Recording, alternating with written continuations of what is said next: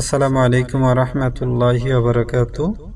প্রিয় বন্ধুরা, আজকে একটি আমল সম্পর্কে জানব। আমলটি হলো দুরূদ পাঠের আমল, অর্থাৎ যে নিয়মে দুরূদ পাঠ করলে মহান রব্বুল আলামিন গায়বের মাধ্যমে ধন সম্পদ টাকা পয়সার ব্যবস্থা করে দিবেন, এবং এত ধন সম্পদ টাকা পয়সার ব্যবস্থা করবেন যা আপনি কখনো চিন্তাও করতে পারবেন না। মহান রব্বুল আলামিনের কাছে কোনো কিছুর অভাব নেই। মহান রব্বুল আলামিনের কাছে যে কোনো সময় দোয়া করতে পারেন। ইনশাআল্লাহ মহান রব্বুল আলামিন বান্দার সকল নেক কামনা বাসনা এবং নেক তামান্নাগুলো পূরণ করবেন ইনশাআল্লাহ। তবে কিছু আমল আছে যে আমলের মাধ্যমে দোয়া করলে মহান রব্বুল আলামিন বান্দার নেক দোয়াগুলো কবুল করে থাকেন। তো আজকে আমরা দরুদের যে আমল সেই সম্পর্কে জানবো ইনশাআল্লাহ, এবং এই আমলটি কিভাবে করতে হবে, কখন করতে হবে এবং কোন নিয়মে করতে হবে ইনশাআল্লাহ এই সম্পর্কে আলোচনা করব। তো আমরা সকলেই জানি দরুদ অত্যন্ত ফজিলতপূর্ণ একটি আমল। স্বয়ং মহান রব্বুল আলামিন রাসূলুল্লাহ সাল্লাল্লাহু আলাইহি ওয়াসাল্লামের উপর বেশি বেশি দরুদ পাঠ করতে বলেছেন। এ সম্পর্কে রাসূলুল্লাহ সাল্লাল্লাহু আলাইহি ওয়াসাল্লাম বলেন, যে ব্যক্তি সকালে 10 বার এবং সন্ধ্যায় 10 বার দরুদ পাঠ করবে, কিয়ামতের দিন আমার সুপারিশ নসিব হবে।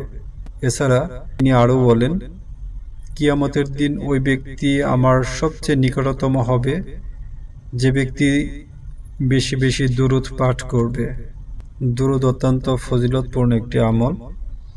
আসুন আমলের নিয়ম বা কখন কিভাবে করতে হবে তা জানার আগে মহান রব্বুল আলামিনের কাছে আমরা প্রার্থনা করি, হে রব্বুল আলামিন, হে আকরামুল আকরামিন, আমার সৃষ্টিকর্তা পালনকর্তা, আপনি আমাদের বেশি বেশি দরুদ পাঠ করার তৌফিক দান করুন এবং দরুদ পাঠের পরিপূর্ণ ফজিলত আমাদের নসিব করুন, আমিন।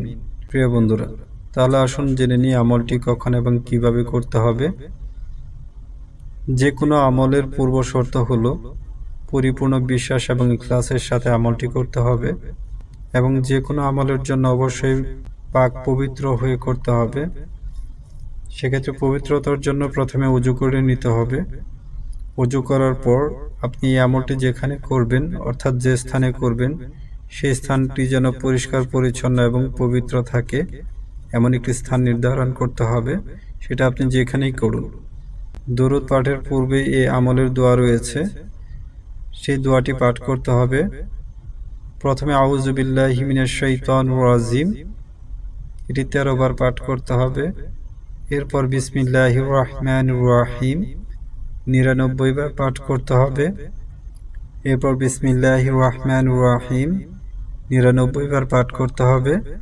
এরপর দরুদ ইব্রাহিম অর্থাৎ দরুদ শরীফ। দরুদটি হলো, আল্লাহুম্মা সাল্লি আলা মুহাম্মাদ ওয়া আলা আলি মুহাম্মাদ কামা সাল্লাইতা আলা ইব্রাহিম ওয়া আলা আলি ইব্রাহিম ইন্নাকা হামিদুম মাজিদ। আল্লাহুম্মা বারিক আলা মুহাম্মাদ ওয়া আলা আলি মুহাম্মাদ কামা বারাকতা আলা ইব্রাহিম ওয়া আলা আলি ইব্রাহিম ইন্নাকা হামিদুম মাজিদ। এই দরুদ ইব্রাহিম বা দরুদ শরীফটি 299 বার পাঠ করতে হবে। তাহলে আমলের দোয়া শেষ, আর কোনো দোয়া পড়তে হবে না। আর এই আমলের সময়, এই আমলটি আপনি যে কোনো সময় করতে পারবেন, শুধুমাত্র আজানের সময় ব্যতীত, অর্থাৎ দিনে এবং রাতে যে কোনো সময় আপনি এই আমলটি করতে পারবেন। এই আমলটি করার পর, অর্থাৎ দরুদ পাঠ করার পর মহান রব্বুল আলামিনের কাছে পরিপূর্ণ ইখলাসের সাথে দোয়া করবেন।